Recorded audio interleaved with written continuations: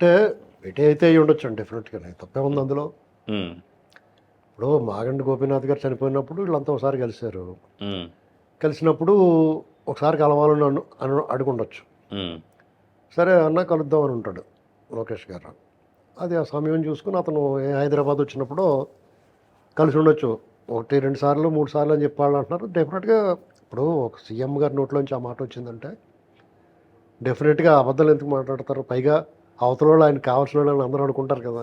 ఉమ్, వాళ్ళకి చెడ్డ పేరు వచ్చేలాగా ఏం మాట్లాడరు. ఇప్పుడు కూడా చెడ్డ పేరు వచ్చేలాగా ఏం మాట్లాడలేదు. అతను కేటీఆర్ని టార్గెట్ చేశాడు తప్ప వాళ్ళని ఏం మాట్లాడలేదు రేవంత్ రెడ్డి గారు.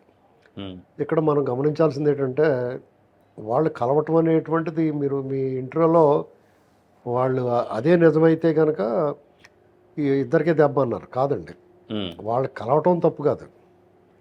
కలిసి చర్చించిన చర్చలు హేతుబద్ధంగా లేకపోయినా ఆయా పార్టీలకి ఎవరో ఒకరికి ప్రయోజనం ఉంటుంది.